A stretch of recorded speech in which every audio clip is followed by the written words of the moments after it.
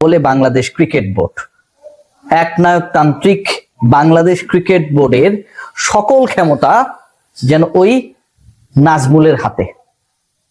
তামিম ইকবালকে দিয়ে তিনি শুরু করেছিলেন, একটা পক্ষের সমর্থন পেয়েছিলেন এবং সেই সমর্থন পাওয়া নাজমুল সাহেব এমন এক পর্যায়ে নিজেকে নিয়ে গেছেন যে বাংলাদেশের ক্রিকেট এবং ক্রিকেটারদের ঊর্ধ্বে তিনি চলে গেছেন। বাংলাদেশের মাঠের ক্রিকেটার, বাংলাদেশের আন্তর্জাতিক ক্রিকেটের ভবিষ্যৎ যাই হোক না কেন, বাংলাদেশ ক্রিকেট বোর্ড থাকলে আর তার মতো কিছু পরিচালক থাকলেই যেন সবকিছু সমাধান হয়ে যায়।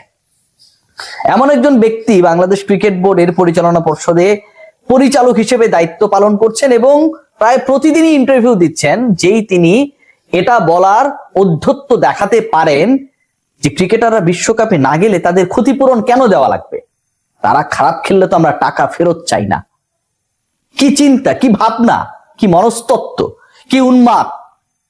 ক্রিকেটাররা খারাপ খেললে তাদের কাছে টাকা ফেরত চাই না, এই কথাটা যেই লোক বলতে পারেন, যেই লোক চিন্তা করতে পারেন, সেই লোকের ক্রিকেটীয় মেধা, সেই লোকের ক্রিকেটীয় জ্ঞান, সেই লোকের বাংলাদেশের ক্রিকেটের মেরুদণ্ড সম্পর্কে ধারণা কতটুকু থাকে সেটা নিয়ে আপনি প্রশ্ন তুলতে পারেন, কিন্তু সেই প্রশ্ন তুলে কোনো লাভ নেই। আজকে এইরকম উন্মাদকে যখন বাংলাদেশ ক্রিকেট বোর্ড অ্যালাউ করে to attend the press everyday, allow করে বিভিন্ন প্রেস কনফারেন্সে গিয়ে, তারই মতো আরো দু একজন, তারা নাকি আবার বিভিন্ন কমেন্ট বক্সে গিয়ে দেখি যে বিভিন্ন কর্মকাণ্ডের সাথে জড়িত, যেগুলো আসলে আমাদের সভ্য সোসাইটির মধ্যে খুব বেশি গ্রহণযোগ্য না, সাপোর্ট করেন। এই নাজমুল ভাই অনেক কিছু দেখিয়ে দিতে পারবেন এরকম টাইপের হুঁশিয়ারি ব্যক্ত করেন, তখন নাজমুলরা উন্মাদ না হয়ে যাবে কোথায়? বাংলাদেশ একটা ট্রফি জিততে পারে না, কিন্তু ক্রিকেটারদের কথা আমরা কিছু বলছি না। বাংলাদেশের ক্রিকেট দল এবং ক্রিকেটারদেরকে যেন একটা বিশাল কমফোর্ট জোনের মধ্যে মিস্টার নাজমুল রেখেছেন, যে তিনি কোনো কিছু বলেন নাই। তার সভাসদে যারা রয়েছেন তারা কোনো কিছু বলেন নাই যে তোরা ট্রফি জিততে পারিস না, তারপরও তো তোরা বেতন পাস।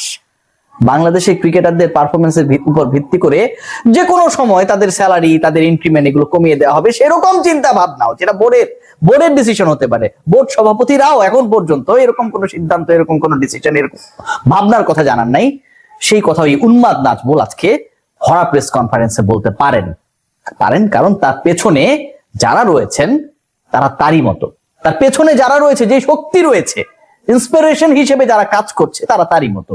তারাও উন্মাদ, তারাও বাংলাদেশ এই ক্রিকেট নিয়ে ভাবেন না যতটুকু নিজেদেরকে অনেক বেশি পরাক্রমশালী মনে করেন, বাংলাদেশের ক্রিকেটারদের ঊর্ধ্বে মনে করেন।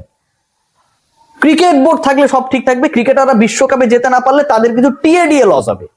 ক্রিকেটারদের বিশ্বকাপে যেতে না পারাটা নাকি শুধুমাত্র তাদের কিছু টিএডিএ লস করা, তারা যে ডেইলি অ্যালাউন্সটা পেতেন, ম্যাচ ফি পেতেন, সেটা লস করা ছাড়া বাংলাদেশের ক্রিকেট দলের আর কোনো লস নেই বিশ্বকাপে যেতে না পারলে। We are not talking about that বাংলাদেশের ক্রিকেটারদেরকে আপনাকে ভারতে পাঠিয়ে খেলাতে হবে। ভুলে যান ইন্ডিয়ার কথা, ভুলে যান তারা আমাদেরকে অপমান করেছে, সবকিছু ভুলে গিয়ে আপনি মনে করেন বাংলাদেশের ক্রিকেটাররা শ্রীলঙ্কায় গিয়ে খেলবে।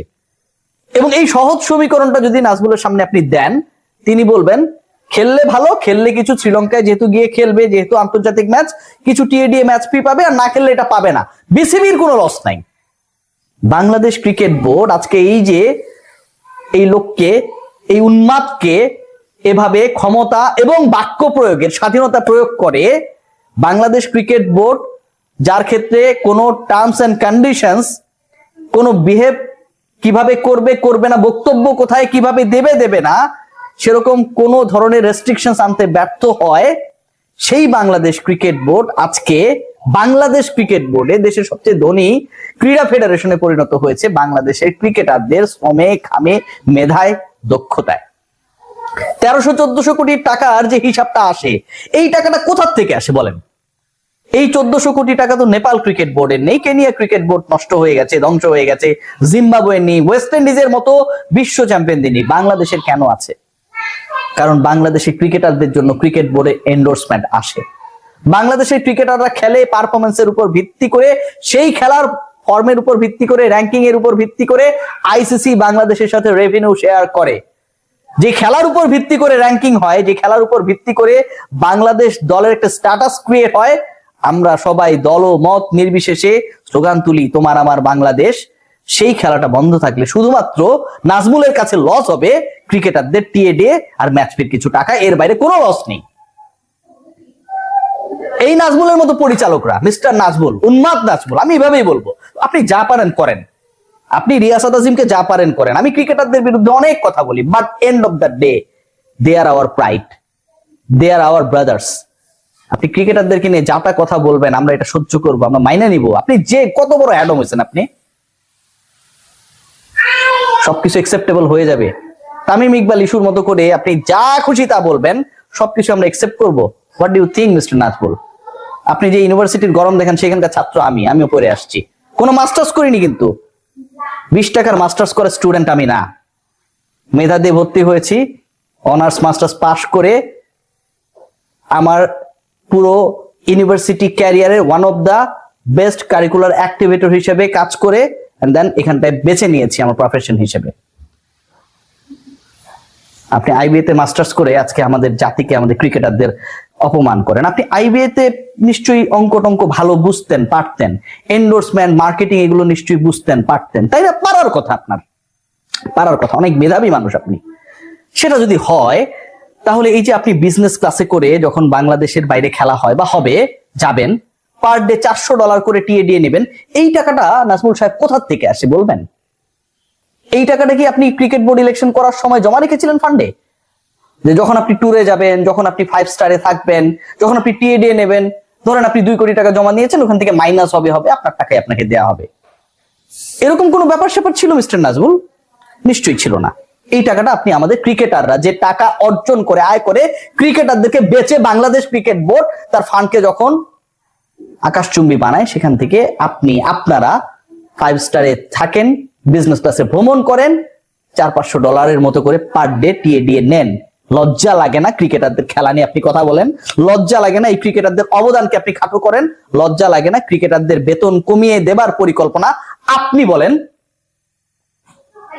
1300-1400 কোটি টাকার এই গরমে বাংলাদেশ ক্রিকেট বোর্ড আজকে কাবাডি ফেডারেশন না, কারণ এই জায়গাটায় পারফরমেন্স এবং টাকা রয়েছে। বাংলাদেশের সকল ক্রিকেটারকে ডিলিট করে দিলাম, বাংলাদেশে কোনো ক্রিকেটার কোনো খেলা খেলবে না। নাজমুল সাহেব, আপনার কি সুন্দর চেহারাখানা দেখে গ্রামীণ ফোন, রবি, ওয়ালটন, বসুন্ধরা সিমেন্ট স্পন্সর করবে বাংলাদেশ ক্রিকেট বোর্ডকে?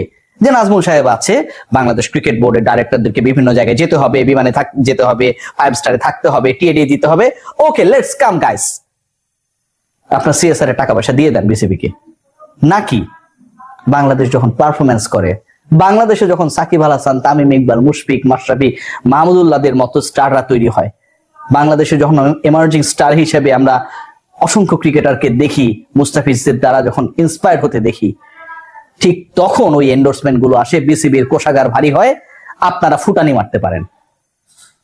বাংলাদেশের ক্রিকেটারদের যদি ন্যূনতম মানিজ্য থাকে, আপনারা, তোমরা সত্যি সত্যি যদি গাপসি হও, এই লোকটা, এই উন্মাদ যে কথাবার্তাগুলো বলেছে, এটা প্রতিবাদ করো, কোনোভাবে একসেপ্টেবল না। বাংলাদেশের ক্রিকেটাররা আমাদের প্রাইড, তাদের দিয়েই ক্রিকেট বোর্ড, তাদের দিয়েই নাজমুলদের ঔদ্ধত্য। ক্রিকেট বোর্ডে আসার আগে আপনি কত বড় হ্যাডম ছিলেন, যদি অনেক কিছু হইতেন, 2-4 জায়গায় আপনাকে দেখতাম ভাই। এখানটায় পেয়ে গেছেন, মাইক পেয়ে অমাইক হয়ে গেছেন, যা খুশি তা বলতে পারেন। Life is not that easy, let's see what happen. আর ক্রিকেট বোর্ডের ডাইরেক্টররা কি করে, ওই চেয়ারে বৈশা 7 দিন যদি বাইচা থাকি দেখবেন। রিয়াসাত আজিম প্রমিস করলে প্রমিস রাখে, give me 7 days, take care.